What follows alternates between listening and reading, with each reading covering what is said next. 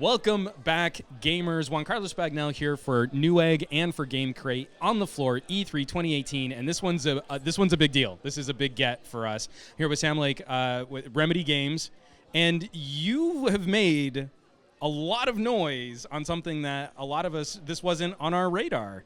Right. I mean, really happy that the surprise worked and managed to stay a surprise all the way to the end.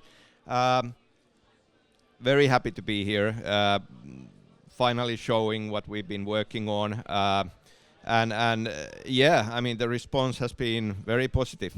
We're, of course, talking about Control. I find, like, minutes before I got to sit down, I sat down and actually got to see the trailer and see what this was all about. Can you talk our audience through just some of the trappings of the world that you're creating here and the main character? We wanted to approach certain things from a new angle, and in all of our games, world building has been important to really think through the logic of the world. And in a very linear experience, you have very limited opportunities of actually then showing these things. So we wanted to create a less linear experience this time around with Control. Obviously, this comes from a studio that has made very linear experiences in the past, but takes steps into that direction. And so world building, a big deal for us. Also, it's less linear. In positive sense, we wanted to make something that's more challenging, both from, tone, themes, what really is going on in this world. But in a linear experience, when you are telling a story, you are often, holding the player's hand a bit, come this way and down this corridor and you'll get the next story. There's a trick in trying to prevent it from feeling like you're on rails, but we all kind of know.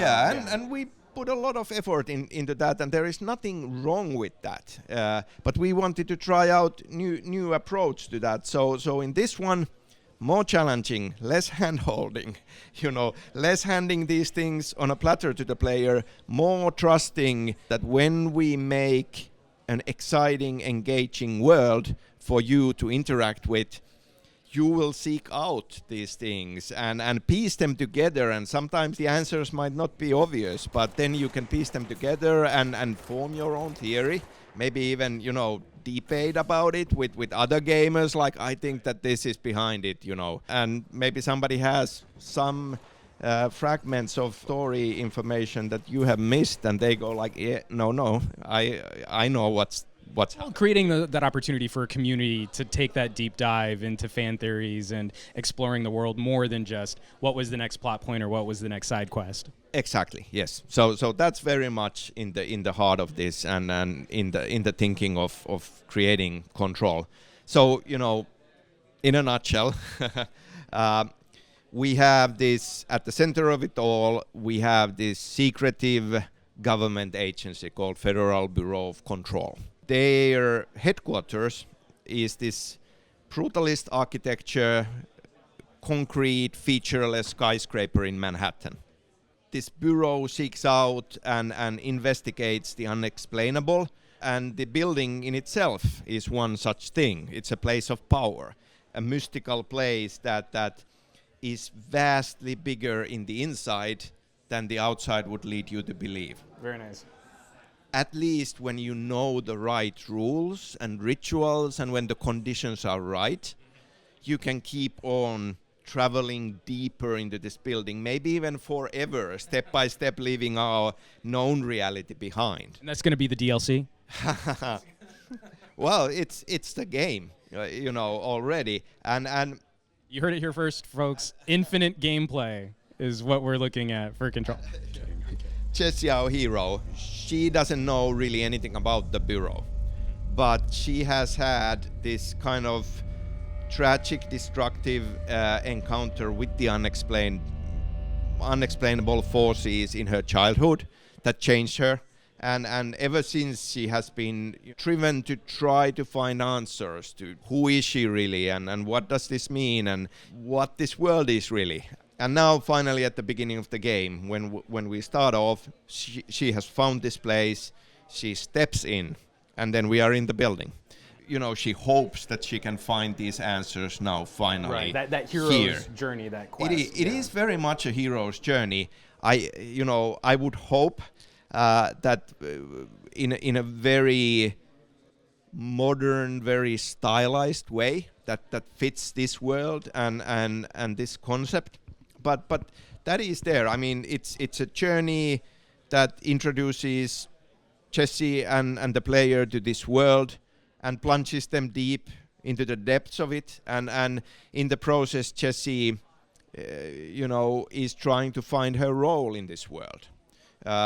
Really early on in the game, she finds a gun that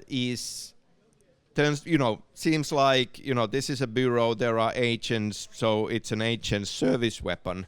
But it turns out to be the director's gun, and it's this object of power. Bureau seeks out these objects. They go to places where our reality has somehow been intruded upon and twisted and changed somehow. They call them altered world events.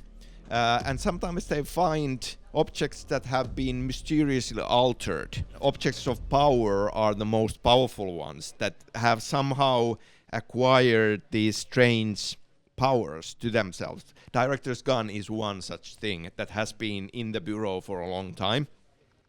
And it's kind of like our take on the King Arthur legend, a modern spin that only the rightful director of the bureau can wield this gun. It's her Excalibur. In a way, yeah. Yes. She doesn't know, the situation is threatening, she picks it up. She goes through this mystical trial, passes, and she is deemed worthy to be the new director of the bureau. She doesn't know what bureau is, she doesn't know what being a director means. It comes with responsibilities, it comes with powers. Now she's trying to understand all of this. So building on notes of mystery and adventure and exploration, the speculation conversation on this game has been ramping up. It's in high gear, especially for how well this launch has gone off and it being a surprise. I was hoping you could maybe speak to some of the gameplay mechanics where people have been on the whole spectrum. Is this going to be something more in the line of an Alan Wake? Are we going to see that really beautiful storytelling narrative to bullet time action in a Max Payne 2? Kind of help rein us in a little bit if you can. Are we really looking at more of that narrative storytelling involvement, or will we find your Excalibur gun, the director gun, being something that incorporates more fast-paced action events? So there is a story in this game. There is a main story, I would say, but it's not compared to our previous games. The story has, when you play through the story, you play through the game, and when you are done, you are done. Now we have a story that's really your kind of primer and introduction into this world. Along the way, and at the end of the story, you have plenty to do. You have other missions to go on. You have a lot of exploration, a lot of secrets in this world to be discovered, and a lot of challenges to be faced. So even when Jessie finds her place, we have a lot of other things to pursue in this world. So there is a story. As I said, we've been focusing a lot on world building. We wanted to create a fiction that really supports the idea of a lot of secrets, a lot of mysteries, a lot of hidden things in this world, and a lot of unexplainable things, to explore. That's a big part of it. And in all of our games, if you look at them, we have explored different mediums almost, different methods of telling these stories, like graphic novels and pages of a novel and TV show. Now we are looking for ways to use the world as a storytelling tool while you are in control of the game. And we wanted to create a fiction that really kind of in a nice way support and enhances the things that you are doing in the game. But that being said, more than anything, and more than ever before, we are focusing on the gameplay experience, on the action gameplay, and really kind of letting that lead this experience in many ways. And you do encounter and come upon story as you go. But we really wanted to create, action gameplay that has overlapping systems that create an experience on that front that is deeper than we have ever created before. You have your director's gun. It has multiple different forms that you can unlock and change. Jessie, as she goes and discovers other objects of power, gains supernatural abilities. And you can tweak the gun. You can tweak the forces. That you have the abilities, and on our engine side, we have really focused and pushed the dynamic destruction of the environments as far as we possibly could. Physics destruction. Because of that, a few of the abilities you gain deal with the telekinesis. So you are able to rip chunks of a wall and use that as a shield or use that as a weapon to launch at your enemy. You are able to levitate and go to places you couldn't before you gained that power.